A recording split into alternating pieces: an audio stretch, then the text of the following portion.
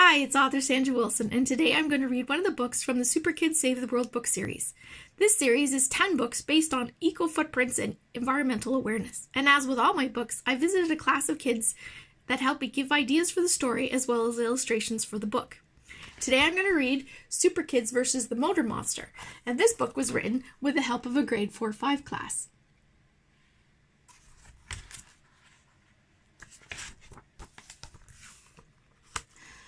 The motor monster was cruising up and down the street. He would wave and nod to everyone he'd meet.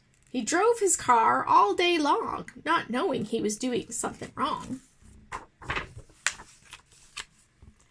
He waved his antenna like a magic wand, and parked cars everywhere would respond. Their engines would magically kick in, then all the cars were just idling. Exhaust fumes rose into the air. Motor monster laughed. He didn't care. He just kept driving in his fancy car, even when he didn't have to go very far. The Super Kids decided something had to be done. The monster was polluting the air just for fun. So they called the police, who were happy to help. They pulled over the monster, who gave a yelp. The Super Kids stepped in to say, "You need to learn to travel in a different way. We'll take your car away from you, then you will learn what to do."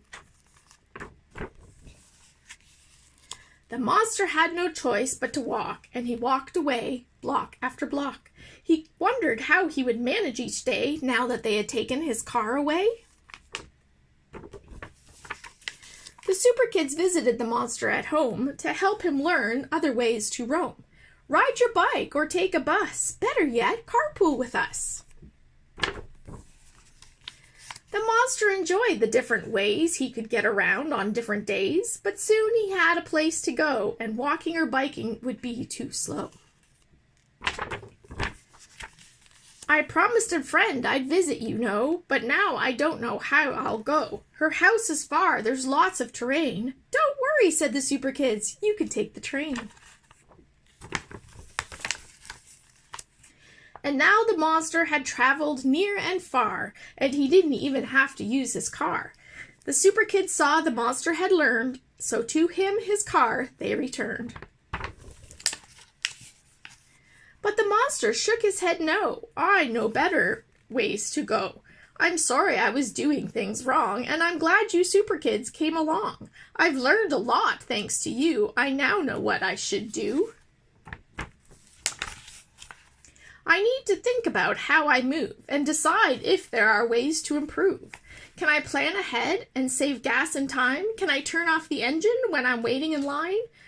But while I'm still learning the best way to be, you should still keep my car away from me." The Super Kids were happy to see the monster try and suggested there was a better car to buy. So off they went to get an electric car, and now the monster's footprints were the smallest by far. And that's the end of the story. But it's not the end of the book, because I still have lots of drawings to show you. I always like to use all the drawings that the kids provide me.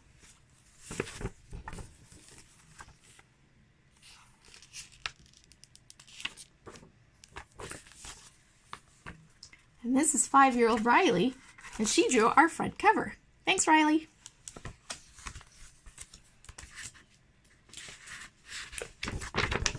At the end of each of the books is our eco-footprint checklist.